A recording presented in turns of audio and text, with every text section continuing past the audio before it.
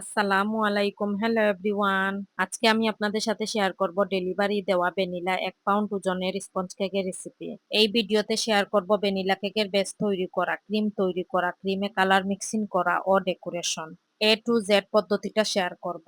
আর এই কেকটা ছিল কাস্টমাইজ কেক। আলহামদুলিল্লাহ রিভিউ অনেক ভালো ছিল। আশা করব প্লিজ ভিডিওটা স্কিপ না করে সম্পূর্ণ ভিডিওটা দেখার অনুরোধ করব।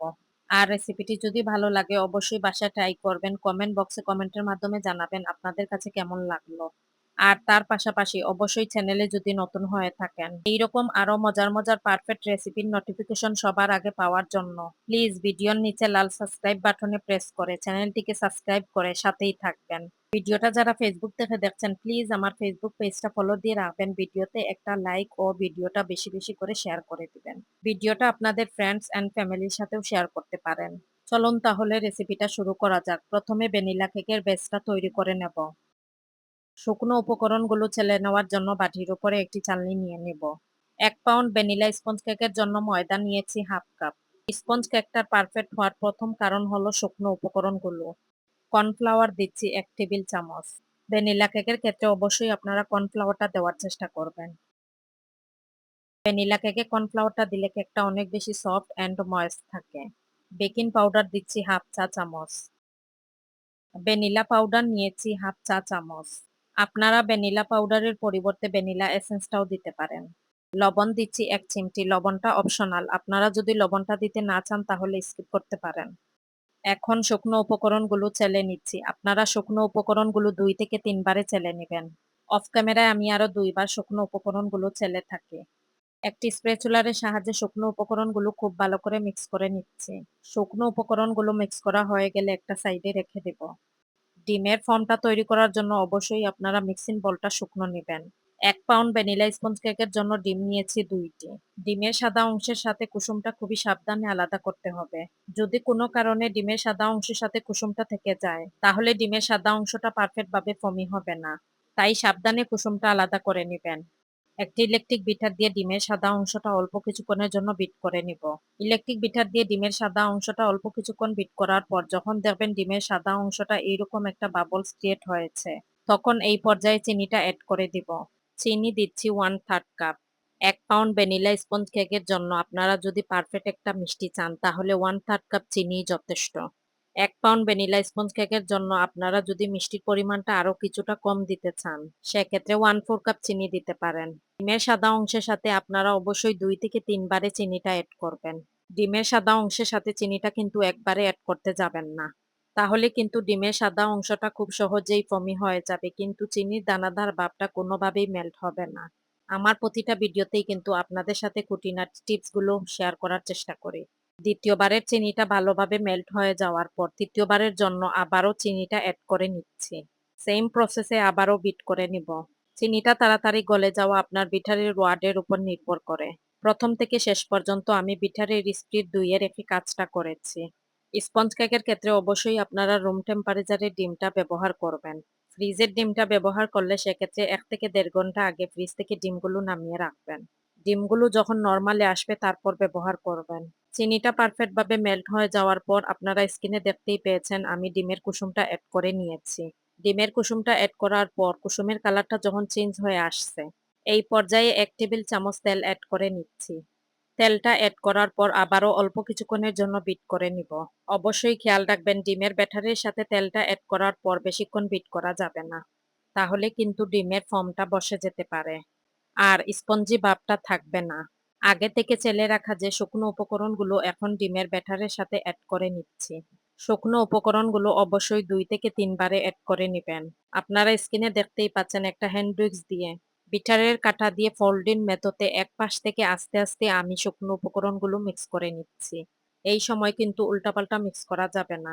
প্রথম থেকে আপনারা যে পাশ থেকে হাতটা ঘোরাবেন ওই পাশ থেকে শেষ অবধি একইভাবে মিক্স করে নিতে হবে। এই কাজটা আমি কিভাবে করেছি আপনাদেরকে ডিটেলসে ভিডিওর মাধ্যমেই দেখানোর চেষ্টা করেছি। কারণ আমি ভিডিওটা একটুও ফাস্ট করে দেইনি। আপনাদের বোঝার সুবিধার্থে। আপনারা যদি বিটারের কাঁটা দিয়ে মিক্স করতে না চান সেক্ষেত্রে হ্যান্ড উইক্স অথবা স্প্যাচুলা দিয়েও এই কাজটা করে নিতে পারেন। তবে আমি মনে করি বিটারের কাঁটা দিয়ে শুকনো উপকরণগুলো মিক্স করলে খুব সহজেই মিক্স করা যায়। দ্বিতীয়বারের মতো আবারও শুকনো উপকরণগুলো এড করে নিয়েছি। সেম প্রসেসে আবারও মিক্স করে নিচ্ছি। রেসিপিটা আমি আপনাদের বোঝার সুবিধাতে ডেসক্রিপশন বক্সে দিয়ে রাখবো, চেক করে নিবেন। ডিমের সাইজটা যদি আপনাদের ছোট হয় সেক্ষেত্রে 1/4 কাপ তরল দুধ এই পর্যায়ে অ্যাড করে দিবেন। শুকনো উপকরণগুলো ডিমের ব্যাটারের সাথে স্মুথ ভাবে মিক্স হয়ে যাওয়ার পর আর মিক্স করা যাবে না, তাহলে কিন্তু ওভার মিক্সিং হয়ে যাবে।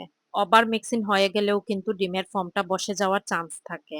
একটি স্প্যাচুলা দিয়ে আপনাদেরকে দেখিয়ে দিচ্ছি ব্যাটারের ঘনত্বটা কেমন হয়েছে। 6 ইঞ্চি সাইজের একটি মোল্ড নিয়েছি। মোল্ডে আগে থেকে তেল ব্রাশ করে কাগজ কেটে রেখেছি। মোল্ডে ব্যাটারগুলো ঢেলে নিচ্ছি। ভিডিওতে হয়তো আপনারা দেখতেই পাচ্ছেন আমার ব্যাটারটা কতটা পারফেক্ট হয়েছে। আর এইরকম ব্যাটার যদি আপনারা তৈরি করতে চান তাহলে আমার ভিডিওর প্রতিটা স্টেপ বাই স্টেপ আপনারা ফলো করবেন। ব্যাটারগুলো মোল্ডে ঢালার পর মোল্ডটা টেপ টেপ করে নিচ্ছি যাতে ব্যাটারের ভিতরে কোনো ধরনের লাম্পস না থাকে। কেকটা আমি ওভেনে বেক করে নিব।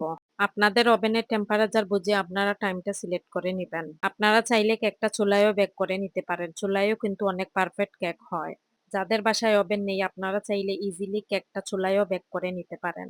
আপনারা দেখতেই পাচ্ছেন ওভেনে থাকা অবস্থায় আমার কেকটা কতটা পারফেক্ট ভাবে ফুলে উঠেছে এবং কেকের উপরে কতটা সুন্দরভাবে কালারটা চলে এসেছে, মাশাআল্লাহ। ওভেন থেকে কেকটাকে বের করে নিয়েছি। কেকটা যখন পুরোপুরি ঠান্ডা হয়ে যাবে তারপর মোল্ড আউট করে নিব। এতে করে কেকটা ভেঙে যাওয়ার চান্স থাকবে না। তাই কেকটা পুরোপুরি ঠান্ডা হওয়ার পর কেকটা মোল্ড আউট করে নেবেন। কেকটা মোল্ড আউট করে কেকটা পুরোপুরি ঠান্ডা করে নিয়েছি। কেকটা ঠান্ডা হওয়ার পর আপনারা দেখতেই পাচ্ছেন আমার কেকটা কতটা পারফেক্ট হয়েছে এবং কতটা স্পঞ্জি হয়েছে। আর কেকের কালারটা এবং কেকের হাইটটা কতটা পারফেক্ট হয়েছে। অফ ক্যামেরায় আমি কেকটাকে 2টা স্লাইস করেছি। আপনারা চাইলে কেকটাকে অনায়াসে 3টা স্লাইসও করে নিতে পারেন। স্ক্রিনে আপনারা দেখতেই পাচ্ছেন কেকের স্লাইসগুলো কতটা মোটা ছিল। কেকের ভিতরটা কতটা মসৃণ হয়েছে আপনারা তো দেখতেই পাচ্ছেন। প্রতিটা ভিডিওতেই কিন্তু আপনাদের সাথে সবকিছু দেখানোর চেষ্টা করি। ইনস্ট্যান্ট হুইপ ক্রিম নিয়েছি 1 কাপ। 1 পাউন্ড ভ্যানিলা স্পঞ্জ কেকের জন্য 1 কাপ ক্রিমই যথেষ্ট। ক্রিমটা ব্যবহার করার সময় অবশ্যই আপনারা বরফ ঠান্ডা ক্রিমটা ব্যবহার করবেন। ইলেকট্রিক বিটার দিয়ে বিটারের স্পিড হাই থেকে লয়ে রেখে ক্রিমগুলো বিট করে নিচ্ছি। ইনস্ট্যান্ট হুইপ ক্রিমের এ টু জেড ভিডিও আমার ফেসবুক পেজে ও ইউটিউব চ্যানেলে অলরেডি আমি আপলোড করেছি। আপনাদের সুবিধার্থে আমি এই ক্রিমের লিঙ্কটা ডেসক্রিপশন বক্সে দিয়ে রাখবো, আপনারা চেক করে নিবেন। ক্রিমটা কিছুক্ষণ বিট করার পর একটি স্প্যাচুলারের সাহায্যে ক্রিমগুলো আমি উপর নিচ করে নিব, এতে করে ক্রিমগুলো সমানভাবে বিট হবে। আপনারা স্ক্রিনে হয়তো দেখতেই পাচ্ছেন আমি বিটারটা বারবার অফ করে নিচ্ছি। এতে করে বিটারের মোটরটা ওভারহিট হবে না। এতে করে বিটারটা অনেক দিন যাবত ব্যবহার করতে পারবেন এবং বিটারটাও অনেক সার্ভিস দিবে। আপনাদের সাথে কথা বলতে বলতে আমার ক্রিমগুলো বিট করা হয়ে গেছে। অপর একটা বাটিতে কিছুটা ক্রিম নিচ্ছি। এই ক্রিমগুলোর মধ্যে আমি কিছুটা কালার অ্যাড করব। 1/4 টিস্পুনের মতো স্কাই ব্লু কালার ক্রিমের সাথে অ্যাড করেছি। আর কালারটা ছিল রেডম্যান ব্র্যান্ডের। আপনারা দেখতেই পাচ্ছেন একটি স্প্যাচুলার দিয়ে এক পাশ থেকে হাতটা ঘুরিয়ে ঘুরিয়ে আমি ক্রিমের সাথে কালারটা মিক্স করে নিচ্ছি। ক্রিমের সাথে কালারটা মিক্স করার সময় আপনারা এক পাশ থেকে আস্তে আস্তে ক্রিমের সাথে কালারটা মিক্স করে নিবেন। এই সময় উল্টোপাল্টা মিক্স করলে ক্রিমগুলো গলে যাবে। বোর্ডের মধ্যে অল্প কিছুটা ক্রিম লাগিয়ে নিচ্ছি, এতে করে বোর্ডের মধ্যে কেকটা বসানোর পর কেকটা নড়াচড়া করবে না। কেকটা বোর্ডের মাঝখানে বসানোর পর কেকের মধ্যে সুগার সিরাপটা দিচ্ছি। হাফ কাপ পানির সাথে 3 টেবিল চামচ চিনি দিয়ে সুগার সিরাপটা তৈরি করে নিয়েছি। কেকের স্লাইসে অবশ্যই আপনারা পরিমাণ মতো সুগার সিরাপটা দিবেন। পাইপিং ব্যাগে ক্রিম ঢুকিয়ে কেকের স্লাইসে ক্রিমগুলো দিচ্ছি। কেকের স্লাইসে ক্রিমগুলো আপনাদের পছন্দ মতো কম বেশি দিতে পারেন। অফ ক্যামেরায় হোয়াইট চকলেটগুলো গ্রেট করে নিয়েছি। এই হোয়াইট চকলেটগুলো আমি কেকের স্লাইসে ব্যবহার করব। এই হোয়াইট চকলেটগুলো কেকের লেয়ারে ব্যবহার করলে কেকের টেস্টটা কিন্তু আরো দ্বিগুণ বেড়ে যায়। এই চকলেটগুলো মেল্ট করেও কেকের লেয়ারে ব্যবহার করা যায়। কেকের লেয়ারে আপনারা কিভাবে চকলেটটা ব্যবহার করবেন এটা কিন্তু একান্তই আপনাদের উপর। কেকের প্রথম লেয়ারের উপরে 2 নম্বর লেয়ারটা বসিয়ে আবারও পরিমাণ মতো সুগার সিরাপটা দিচ্ছে। অল্প কিছুটা ক্রিম দিয়ে পুরো কেকটা কাভার করে নিচ্ছে। পুরো কেকটা ক্রাম কোট করা হয়ে গেলে 5 থেকে 10 মিনিটের জন্য নরমাল ফ্রিজে কেকটাকে রেখে দিব। 5 মিনিট পর নরমাল ফ্রিজ থেকে কেকটাকে বের করে নিয়েছি। আপনাদের হাতে যদি সময় থাকে তাহলে আপনারা আরো কিছুক্ষণের জন্য নরমাল ফ্রিজে কেকটাকে রেখে দিবেন। এতে করে কেকটা যখন ফাইনাল ফিনিশিং দিবেন তখন দেখবেন খুব সুন্দরভাবে কেকটা ভালো করে ফিনিশিং দেওয়া যাচ্ছে। কেকটা ক্রাম কোট করে নরমাল ফ্রিজে রাখার পর কেকটা যখন ফাইনাল ফিনিশিং দিবেন দেখবেন কেকের ক্রামগুলো উঠে আসে না। যে আপুরা নতুন বেকিং এর কাজটা শুরু করেছেন আপনারা এই টিপসটা ফলো করতে পারেন। আর কেকের ফিনিশিং এর কাজটা কিন্তু একদিনে আসবে না। আপনাদের কাজটা কিন্তু শুরু থেকে শেষ পর্যন্ত করে যেতে হবে। সময় দেখবেন আপনাদের হাতটা চলে আসছে।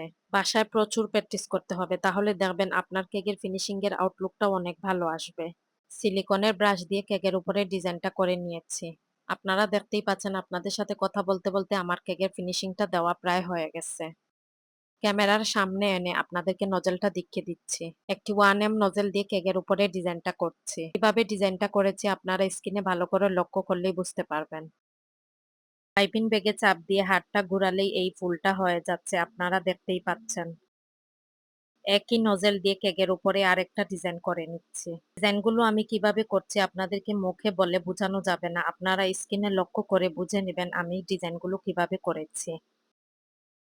আর এই নজলটা দিয়ে কেকের নিচের বর্ডারটা করে নিব। আর এই নজেলের কোনো নাম্বার ছিল না, তাই আপনাদেরকে নজেলের নাম্বারটা বলতে পারলাম না। আসলে কেকের ডিজাইনগুলো আপনারা বাসায় বেশি বেশি করে প্র্যাকটিস করবেন, তাহলে ডিজাইনগুলো কিভাবে করা হয়েছে আপনারা দেখলেই বুঝতে পারবেন।